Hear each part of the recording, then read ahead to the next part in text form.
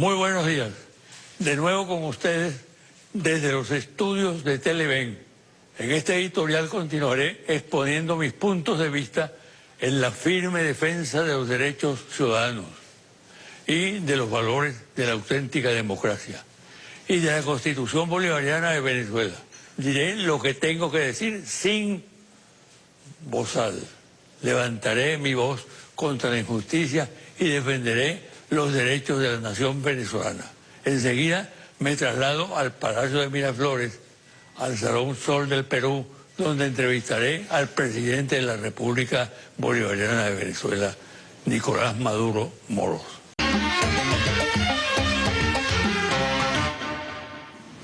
Presidente, la política de la región, para no irnos a otros lugares del mundo, ha entrado desde hace más o menos una década a dilucidar el problema político a través de la Constitución, ¿no? Es decir, la Constitución ha pasado a ser un elemento fundamental, tan fundamental que se repite la historia de las dictaduras que utilizan a los ejércitos para violar la voluntad popular. El orden institucional y constitucional en Venezuela se ha venido consolidando.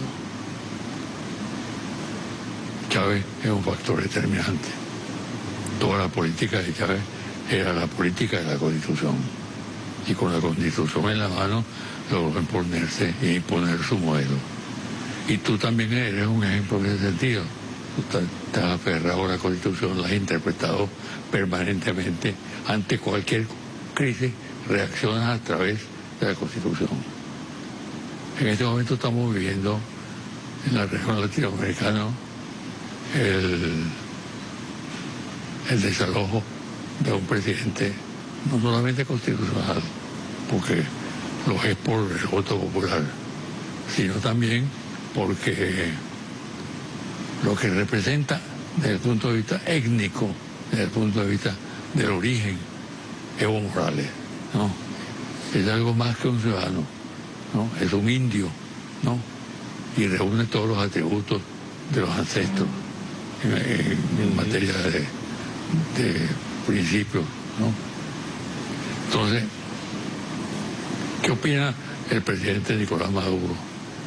Ya ha emitido algunas opiniones, pero yo quisiera ampliar, que se ampliara en esta conversación, dada la amistad que existe entre nosotros, con absoluta responsabilidad, pero al mismo tiempo con buena información, lo que está ocurriendo en Bolivia, el desarrollo que puede tener eso, cómo se puede revertir ese golpe de Estado, o cómo se pueden perder posibilidades también, lo cual es una probabilidad, como ocurre siempre en político. Tiene la palabra el presidente constitucional de la República Bolivariana de Venezuela. Bueno, en primer lugar, estoy muy contento de esta oportunidad, de esta entrevista, de esta conversación junto a nuestro pueblo.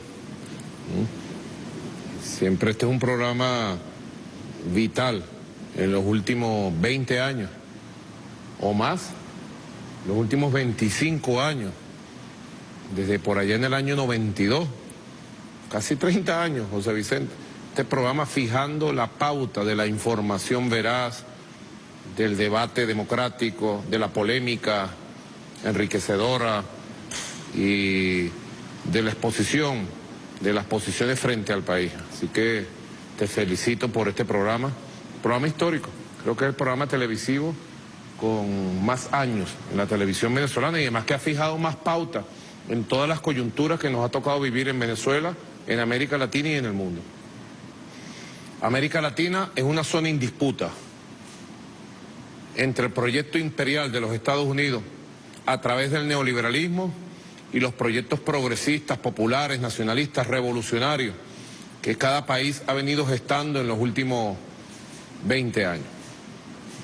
Una zona en disputa, un pulso duro, intenso, entre las viejas élites que han usufructado el poder, las riquezas de todos nuestros países y que han impuesto modelos de dominación, de gobiernos antipopulares a través del neoliberalismo en los últimos años, y los proyectos populares que han surgido de poderosos movimientos, de poderosos líderes, en el caso de Venezuela del movimiento bolivariano, el comandante Hugo Chávez, el proyecto bolivariano, que fijó la pauta de este siglo XXI. La revolución bolivariana fue la última revolución del siglo XX, en la década de los 90, que toma el poder político del gobierno en 1999. Y la revolución bolivariana se constituyó en la primera revolución del siglo XXI. Muy importante, la pauta que la revolución bolivariana ha marcado en la lucha de todos estos años, la construcción de un poder constitucional, como tú lo decías, José Vicente. El eje transversal de la revolución bolivariana es el proceso constituyente, es la constitución de la República, es el nuevo pacto democrático, social, jurídico, constitucional del país. Con la Constitución todo, dentro de la Constitución todo, sin la Constitución o fuera de la Constitución nada, contra la Constitución nada. Ha sido la consigna de todo un país para nosotros dilucidar los distintos conflictos y los distintos momentos que nos ha tocado vivir en estos 20 años, particularmente este año 2019, en que se ha activado una conjura mundial encabezada por el gobierno de los Estados Unidos y todos sus recursos contra la revolución bolivariana, contra la Constitución, contra la paz del país, contra la democracia. Este año 2019 nosotros hemos demostrado lo fuerte, lo poderoso que somos desde el punto de vista constitucional para amalgamar las instituciones, amalgamar la paz del país. Se ha demostrado la fortaleza espiritual, moral que tiene nuestro pueblo, nuestras instituciones, porque se vino todo el poder mundial de Occidente, del capitalismo contra nosotros, todo. Amenazas de invasión, activación del TIAR, bloqueo criminal, persecución financiera, sanciones, y además le han dado, José Vicente, 400 millones de dólares declarados por el gobierno de Estados Unidos a esta oposición de derecha fascista. 400 millones de dólares. ¿Qué han hecho con esos 400 millones? Conspirar, tratar de comprar funcionarios, militares, policiales, políticos. Y no han podido, ni podrán, conspirando. ¿Cómo explicas tú la posición de la Fuerza Armada Nacional Bolivariana en esta situación tan compleja, tan atravesada por incógnitas? Porque esa lealtad que ha demostrado la Fuerza Armada, no solamente hacia la Constitución, sino la identificación con el pueblo, que es parte del legado de Chávez, ¿no? Buena parte, pero donde tú también tienes una porción importante de responsabilidad. Esa Fuerza Armada que representa genuinamente al pueblo venezolano pareciera inmune ante las acechanzas, porque lo que se ha tratado desde los Estados Unidos, del gobierno de Washington, con respecto a la Fuerza Armada venezolana, ha sido de una agresividad brutal y de una basura absoluta en los términos políticos, ¿no? Ahora, ¿qué ocurre con la Fuerza Armada? ¿Por qué en Bolivia sea una situación distinta? Sí, son situaciones históricas diferentes. Nuestro comandante Hugo Chávez construyó una nueva Fuerza Armada, nacional bolivariana, y le puso el signo de Bolívar, del antiimperialismo, con una ideología clara, con una nueva doctrina de defensa, con un nuevo concepto estratégico, que se ha metido en las venas del soldado y la soldada venezolana. Nuestras academias militares, nuestros cuarteles, son recintos donde se propician los valores morales bolivarianos, antiimperialistas. Y nuestra Fuerza Armada está totalmente identificada con el legado revolucionario de nuestro comandante Hugo Chávez. Y además ha venido avanzando en altísimos niveles de organización, un nuevo concepto estratégico, una nueva doctrina y una nueva organización para la defensa de la integridad territorial, para la defensa de la Constitución, de las instituciones, para la defensa de la paz del país, y con un concepto muy claro, muy interiorizado en la oficialidad y en los soldados, de unión cívico-militar, de unión con el poder popular. Sin lugar a duda, es una Fuerza Armada Nacional Bolivariana del siglo XXI, que no tiene nada que ver con las fuerzas militares sometidas a la doctrina estadounidense de la Escuela de las Américas, colonizada por la ideología de la seguridad nacional de los Estados Unidos. Porque durante todo el siglo XX, los Estados Unidos hizo un trabajo para colonizar las fuerzas militares de América Latina y el Caribe y convertirlas en sus fuerzas pretorianas para imponer golpes de Estado o para sustentar gobiernos antipopulares, gobiernos oligárquicos. Esa es la historia de nuestra América Latina y el Caribe. Venezuela ha roto con esa historia. Y además tenemos una cosa muy importante, un liderazgo militar auténtico, unido, cohesionado en la nueva estructura. Un liderazgo militar que responde a los verdaderos intereses, al sentimiento general de una Fuerza Armada que quiere patria, que quiere libertad, que quiere independencia, que no se va a arrodillar más nunca a los gringos, ni se va a poner más nunca al servicio de la oligarquía de este país. Así que es una Fuerza Armada Nacional Bolivariana con un gran potencial moral, con una gran fuerza revolucionaria, y que la diferencia de otras Fuerzas Armadas que aún están sometidas a los dictámenes de Washington, a los contactos. Mira, José Vicente, yo te puedo decir como primicia, ahorita en los últimos meses, desde Colombia se han contactado, hemos desmembrado por participación propia de los oficiales de nuestra Fuerza Armada, más de 47 intentos de captar oficiales de los 4 componentes para ponerlos al servicio de la estrategia de Colombia, del ejército de Colombia y de los gringos, para tratar de robar misiles de Venezuela, para tratar de anular el sistema de Sukhoi, para tratar de anular el sistema de radares fijos y móviles, para tratar de anular el sistema de torpedos y defensa misilística de la Armada Bolivariana. Hay gente presa por eso. Algunos cedieron y fueron comprados y sencillamente fueron descubiertos o fueron interceptados por la información de oficiales patriotas. Y nosotros estamos haciendo permanente inteligencia. Eso te dice el nivel de desesperación del imperio, de sus aliados de Colombia para tratar de debilitar a la Fuerza Armada Nacional Bolivariana.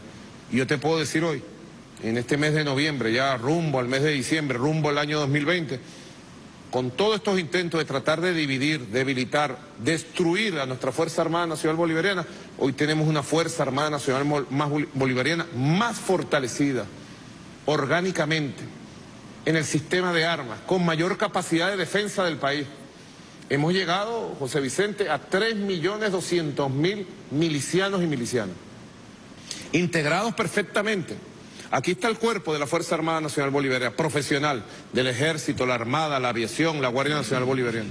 Y tenemos 3.200.000 venezolanos, milicianos y milicianas, abrazando la doctrina de defensa, metido en todas las comunidades del país, en miles de unidades populares de defensa integral. Así que las pruebas que hemos tenido en el 2019, las conspiraciones que hemos tenido desde Colombia, desde Estados Unidos, lo que ha hecho es fortalecernos. Y hoy tenemos una mejor Fuerza Armada Nacional Bolivariana que le garantiza al país la paz, la estabilidad y preparada para enfrentar lo que haya que enfrentar. Estuvo involucrado el gobierno norteamericano en el atentado en la Avenida Bolívar. Totalmente, total y absolutamente. La Casa Blanca dio la autorización y estaba informada en tiempo real de los acontecimientos del atentado con los drones el 4 de agosto de 2018. Igual en el Palacio de Nariño. Quien hizo la promesa de asesinarme ante la Casa Blanca fue el expresidente Santos. Y a Julio Borges le encargaron la parte logística de Venezuela. Ya todo eso se ha descubierto. Hay testimonios, hay testigos, hay gente detenida. Se sabe toda la verdad. Ha surgido toda la verdad de cómo se preparó el atentado del 4 de agosto de 2018. Y desde la Casa Blanca se dio la orden, se dio la autorización y se le hizo seguimiento personal para ver si sucedía o no sucedía. Gracias a Dios y a la Virgen la Chinita nosotros salimos airosos y pudimos sobrevivir a ese atentado. Pero forma parte pues de los planes asesinos, criminales que hay contra nosotros, contra los líderes revolucionarios, populares, progresistas, nacionalistas. El imperio, miren, como se ha demostrado en Bolivia y se ha demostrado a lo largo de la historia, el imperio no perdona. El imperio quiere someter a los pueblos, dominar a los pueblos y utiliza todas las armas, incluyendo el asesinato directo. Toda esta cosa, José Vicente, permíteme, todo esto que nosotros hemos demostrado y comprobado en el juicio que se ha hecho aquí en Venezuela, todo esto, más temprano que tarde, quedará grabado aquí en este programa. Más temprano que tarde saldrán los documentos desclasificados en todos estos países y se sabrá la verdad del atentado del 4 de agosto de 2018 y la verdad de todas estas conspiraciones y toda esta conjura contra Venezuela. En ese terreno de la información confidencial y de la información militar, de la información de seguridad del Estado, ¿qué información tú manejas con respecto al caso de Evo Morales? ¿Qué pasó allí? Mira, nosotros estuvimos manejando mucha información desde el año pasado. Parte de esta información yo se la di al presidente Evo Morales.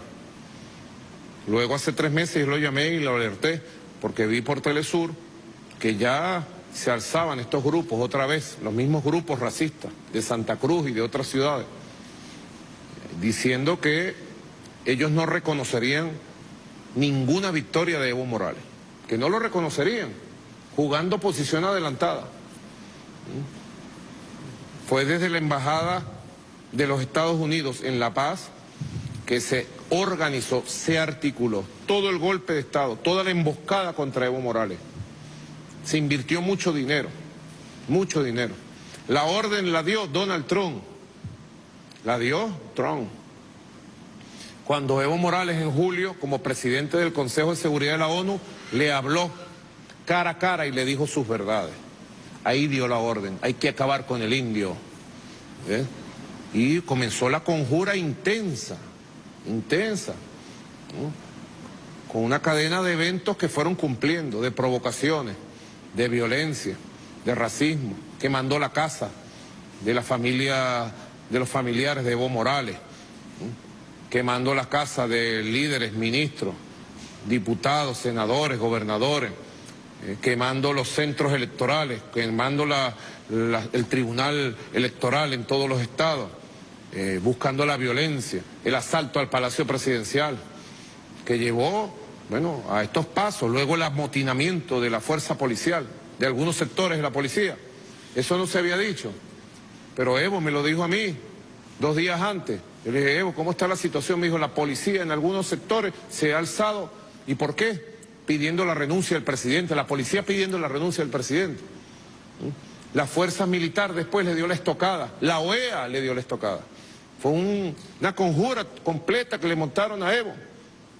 Y no pueden garantizar la estabilidad de Bolivia sin Evo. Evo es el único líder en Bolivia que ha garantizado en 200 años una etapa de estabilidad política, de prosperidad económica, de tranquilidad social. Evo es el único líder que puede restituir a Bolivia a la tranquilidad, a la paz social. Evo, para que tú veas, José Vicente, Evo le dio un trato especial a las fuerzas militares. Fortaleció todo el aparato militar de Bolivia. Le dio un trato respetuoso, cooperativo. Impresionante, Evo. Ejerció su liderazgo como comandante en jefe. Y le dio un trato especial y equipamiento a las fuerzas policiales. Pero por dentro los gringos se infiltran con los cursos en la Escuela de las Américas. Van captando militares, van comprando militares para que traicionen a su patria. Y mira cómo metieron a Bolivia. Bolivia la estable, Bolivia la del mayor crecimiento económico, Bolivia la del milagro social. La metieron en una espiral de caos, de violencia y de vacío total. ¿Cómo se explica en el plano de las cosas irracionales que una oposición tan siniestra, una oposición de asesinos, de criminales, lo está demostrando con sus actuaciones, no haya detenido a Evo y lo haya asesinado? La orden de detener a Evo y asesinar. El asesinato de jefes de Estado en Bolivia es una constante. Constante, sí. La orden para detener y matar a Evo estaba dada. Se la vieron dado a un grupo de la Unión de Jóvenes Cruceñistas, un grupo paramilitar que hay, y otro grupo paramilitar de Potosí. Es la información de inteligencia que nos llega. Y iban a ir con grupos de asalto a matar a Evo donde estuviera. Afortunadamente, las gestiones del Grupo de Puebla, del presidente electo de Argentina, Alberto Fernández, del presidente López Obrador, del canciller de México, Marcelo Ebrard, permitieron salvar a Evo Morales, rescatarlo de su amada Cochabamba y llevarlo a México sano, salvo y en paz. ¿Qué hubiera pasado? Yo me pregunto y le decía a otros compañeros, si en 1973 se hubiera podido salvar la vida del gran Salvador Allende, si Salvador Allende hubiera podido trascender con su vida a liderar la resistencia y la recuperación de la democracia, otra historia hubiera vivido Chile, no 40 años de pinochetismo y de negación de los derechos sociales. Evo está vivo, el pueblo está en lucha, el pueblo está en resistencia y más temprano que tarde Evo volverá hecho millones y se rescatará la democracia y se rescatará la armonía y la paz de Bolivia. Estamos seguros que se rescatará la paz de Bolivia y los militares bolivianos tendrán que respetar a Evo Morales como líder, como el gran líder que es. No es solo líder de Bolivia, Evo Morales es un líder mundial, reconocido por todos los líderes del mundo. Es un gran líder moral, espiritual, y un hombre exitoso, José Vicente. Yo admiro a Evo por la gran capacidad como presidente para gestionar el país, para llevarlo a los niveles que lo llevó. Impresionante. Verdaderamente, en 200 años es el gran presidente de la historia de Bolivia. Vamos a hacer una breve pausa y al regreso vamos a tocar el tema económico. Correcto. ¿Estás de acuerdo? Excelente. Bueno. Nicolás, en tu gestión has alcanzado éxitos muy importantes en materia política, en materia social. Y creo que también hay éxitos en el terreno económico. Pero ese es el punto débil del gobierno. Cualquier ciudadano en la calle, no entremos en consideraciones si ese ciudadano es de oposición o de gobierno, se queja de la situación económica, de que los productos en menos de un minuto suben de manera impactante. Se considera que el gobierno de Maduro, exitoso en política, los reconoce sus peores enemigos, sin embargo tiene un talón de Aquiles con el problema del costo de vida y la inflación. Tú has puesto mucho énfasis, has dicho muchas cosas para explicar el fenómeno. Pero ¿qué ocurre realmente? Bueno, yo creo que hay conciencia nacional de que Venezuela está sometido de varios años a una guerra brutal en el campo económico. Que hemos pasado distintas etapas y hemos ido cubriendo las necesidades que pretende crear la guerra económica para el pueblo. En cada etapa. Para garantizarle al pueblo sus alimentos, en primer lugar. Para garantizarle al pueblo la educación pública, que no falle, gratuita, de calidad.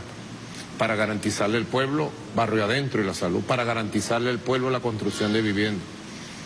Para garantizarle al pueblo el empleo. Venezuela tiene casi pleno empleo. Y para garantizarle al pueblo sus ingresos. Hay factores que se han recrudecido en los últimos meses. Toda Venezuela lo sabe, el mundo lo sabe. El imperio más poderoso de este mundo le ha declarado la guerra económica a Venezuela, pero abierta, pública, no es por debajo, como fue en el año 2015, 16, 17, que hacían la guerra por debajo. Creaban situaciones de desestabilización económica para echarle la culpa al gobierno y crear el descontento. Una estrategia vieja de los imperios contra los pueblos. No, aquí es abiertamente una persecución financiera. Nos robaron, José Vicente, 30.000 millones de dólares de un plumazo. Han sancionado a Venezuela en todos los niveles, hasta para impedirle que Venezuela compre cualquier cosa en el mundo, alimentos, medicina. El gobierno de Estados Unidos llama inclusive a las navieras para que ningún barco traiga nada a Venezuela. Han perseguido a la empresa petrolera para que Petróleos Venezuela no pueda vender el petróleo en el mundo. Y nosotros hemos defendido el empleo, el nivel de vida, las condiciones sociales, los derechos, las misiones sociales del pueblo en esas condiciones. Hemos logrado un milagro realmente. Y yo te puedo decir hoy, finalizando el año 2019, a pesar de todo eso, la economía venezolana se está autorregulando y va llegando a un punto de recuperación del crecimiento, que es uno de los elementos positivos. El crecimiento productivo del campo, de la industria, de la ciudad. Ahí los primeros síntomas certeros de que vamos a recuperar en el año 2020 el proceso de crecimiento económico sostenido, con esfuerzo propio, en medio de una guerra de bloqueo y sanciones. No es cualquier país. En segundo lugar, hay una tendencia ya de este año que vamos a consolidar de desaceleración de la inflación criminal inducida por vía de la autorregulación económica. Ahora, hay muchos factores que nosotros tenemos que ir controlando. En primer lugar, bueno, Venezuela ha tenido afectados por todo esto los ingresos en materia de divisas. Venezuela pasó de ingresos en el año 2015, todavía 2014, de 3.500 millones de dólares por petróleo por mes. Ahora, en algunos meses este año, José Vicente, a cero por el bloqueo. Ya lo estamos regularizando, el ingreso. Y estoy seguro con los planes que hemos perfilado, vamos a regularizar el ingreso necesario para el funcionamiento de la economía en divisas. Y garantizar las exportaciones de petróleo, de oro, de coltán, de hierro, de acero, etcétera. Y las otras exportaciones que le generan divisas al país. Porque estas son economías, todas las economías, por el peso del dólar, como factor hegemónico de moneda internacional. Todas las economías del mundo están dolarizadas. Es un debate que se está dando en Venezuela. No, que hay un sector dolarizado. Pero es que siempre estuvo dolarizado. Lo que pasa es que estuvo dolarizado con los dólares de los petrodólares del Estado. Y ahora en la autorregulación de la economía ha aparecido un sector de la economía, bueno, que hace sus intercambios y su funcionamiento con el dólar o otras monedas de divisas convertibles. Entonces tenemos un mercado, un funcionamiento. Eso, quizás lo que voy a decir puede ser un pecado para los dueños de los dogmas, pero yo sí te voy a decir una cosa, yo no lo veo mal. Pequemos. No lo veo mal. Me declaro pecador, no lo veo mal, porque es que la autorregulación necesaria de una economía que se niega a rendirse, de un país que se niega a rendirse, permitió que surgieran otros mecanismos para el proceso de intercambio comercial, productivo, para la vida económica de la sociedad, donde vamos combinando un Bolívar en batalla, a veces débil, a veces un poquito más fuerte, un Bolívar allí protegiendo los ingresos a través de las tablas salariales, de los salarios y del carné de la patria, que le salva la patria a la gente. El carné de la patria y los sistemas de bonos que creamos es para salvarle la patria al humilde, al trabajador, al profesional. Hemos creado un sistema de protección. Está el Bolívar, está la divisa convertible y ahora está el petro. Entrando el petro, que es la criptomoneda. Yo tengo mucha fe. Muchas de estas cosas, José Vicente, te los digo con sinceridad aquí, muchas de estas cosas las hemos tenido que hacer, como decía José Martí, en silencio tienen que ser, porque hay una sala de guerra de los gringos y de los apátridas aquí, que cualquier anuncio, cualquier cosa que hacemos, inmediatamente se ponen a trabajar por sancionarlo, por destruirlo, por no permitir que Venezuela se recupere. Venezuela tiene el poder económico, industrial, las riquezas para nosotros sortear estas sanciones, este bloqueo y lograr una estabilidad económica, un crecimiento real y la protección de los derechos sociales de nuestro pueblo. Y lo vamos a lograr, lo vamos a lograr. Hay factores que ya se van autorregulando.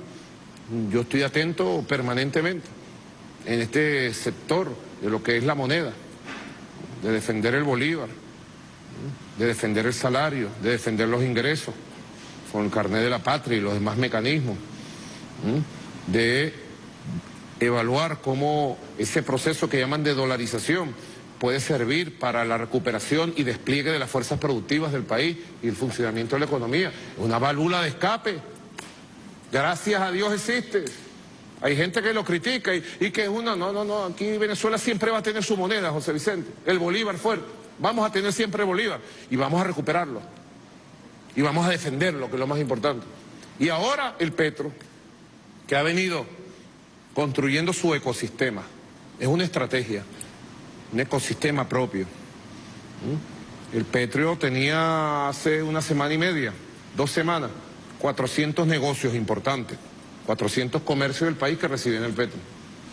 Ahora son 27.000 y vamos a activar 27.000 más. Yo voy a dar un mes de aguinaldo a los... Esto es una primicia que te estoy dando. Le voy a dar un mes de aguinaldo a los pensionados, 4.500.000 venezolanos, y a todos los trabajadores públicos. Un mes de aguinaldo le voy a dar medio petro, para que salgan a hacer sus compras complementarias para diciembre. Y así por el estilo vamos a ensayar y activar nuevos mecanismos de protección con el petro y funcionaremos una economía, yo la llamo en economía de resistencia. En una economía de resistencia lograr un crecimiento real y sobre todo generar la riqueza para mantener y expandir los derechos sociales del pueblo, las misiones, grandes misiones, y que el pueblo tenga acceso a su trabajo, a sus servicios públicos, tenga acceso a la salud, a la educación, a la vivienda, a la cultura, a la recreación. Ese es nuestro modelo, en una fase de resistencia donde Venezuela tiene mucho todavía que hacer y mucho que dar. Sí, evidentemente que están haciendo grandes esfuerzos que no se reflejan en sectores de la opinión pública. Dios te oiga, ¿no? Amén, y me oirá. Dios proveerá, siempre digo. Claro. ¿Tú eres católico? Cristiano practicante y católico bautizado por la Santa Iglesia. Y siempre oro. Soy cristiano de Cristo, de oración y de acción, pero de oración profunda. Creo en el poder de Dios, creo en la fuerza de Cristo Redentor, lo creo y lo practico, pero creo en el Cristo de los pobres, en el Cristo de los humildes, en el Cristo que vino a proteger a un pueblo, que vino a enfrentar al imperio de entonces, el imperio romano, que vino a hablar de justicia, de igualdad, que vino a hablar del nuevo tiempo, de la buena nueva. Este es el tiempo de Cristo, el siglo XXI tiene que ser el tiempo de Cristo y de los valores de los cristianos que amamos profundamente nuestra religión. ¿Y qué sientes tú cuando lees las declaraciones de un obispo connotado, calificado, despotecando del gobierno y haciéndose eco de las declaraciones de los dirigentes de la oposición? ¿Qué siente Nicolás Moraux? Yo creo que ellos utilizan su sotana y sus cargos para hacer política partidista y que ellos actúan en base al odio, a la discriminación. Ellos me odian a mí y odian al pueblo y nos discriminan. No pueden aceptar que un obrero, hijo de Chávez, o que un Chávez en su momento esté en la presidencia de la República, ¿no? Para ellos tiene que estar un oligarca que les dé privilegios, beneficios, con los cuales brindar con copas de oro. Bueno, allá ellos.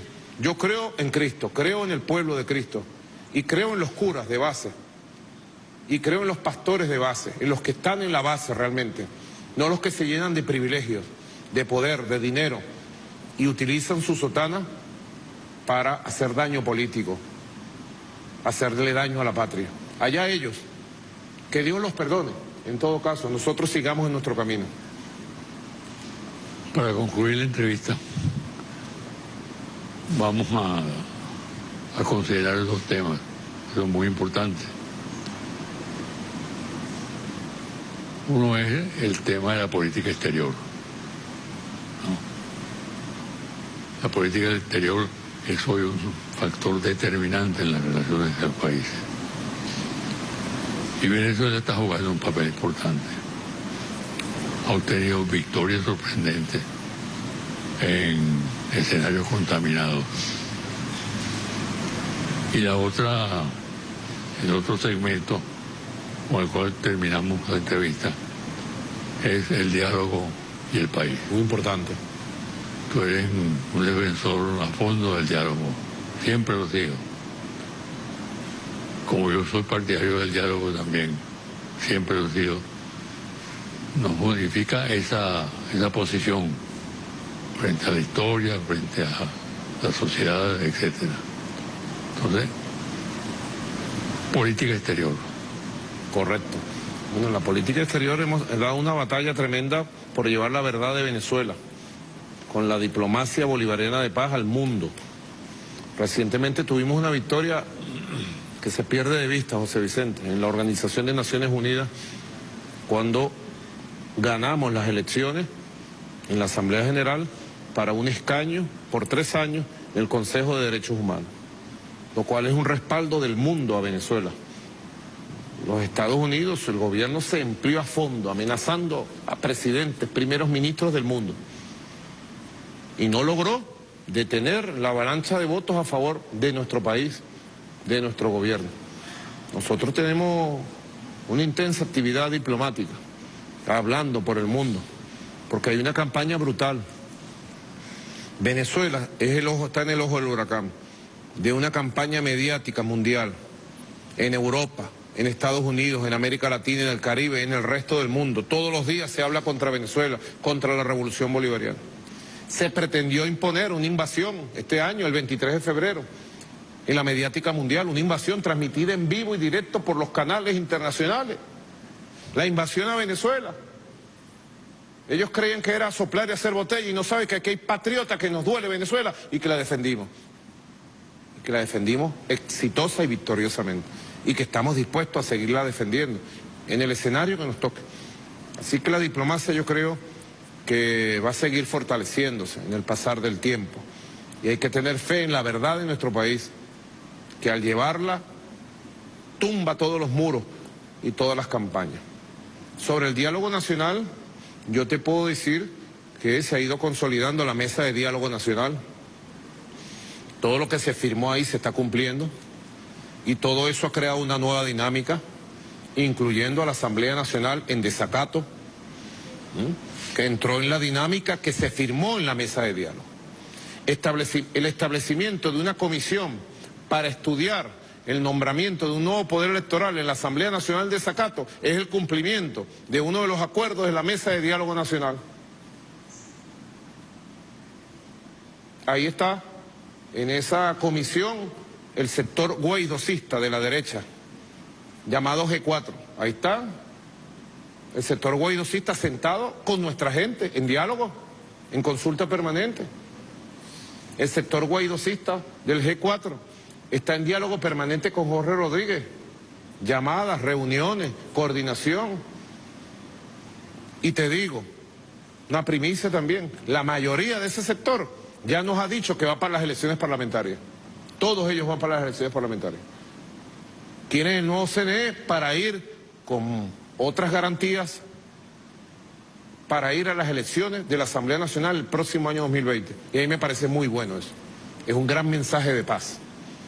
Así que la mesa de diálogo nacional, que en buen momento instalamos, y los acuerdos que allí se firmaron, yo le doy las gracias a todos los líderes de esa mesa, de la oposición, al diputado Timoteo Zambrano, a Felipe Mujica, a Henry Falcón, a los representantes nuestros, Jorge Rodríguez, a Javier Bertucci, ¿no?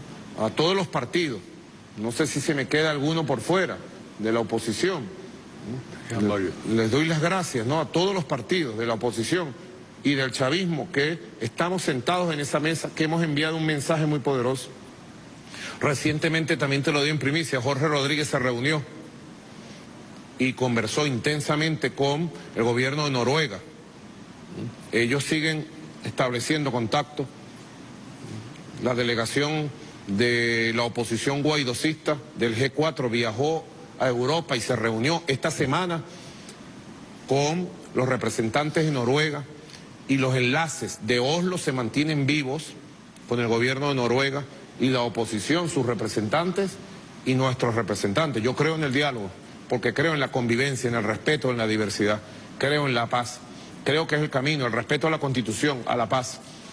Y como dice la Biblia, a Dios rogando y con el mazo dando.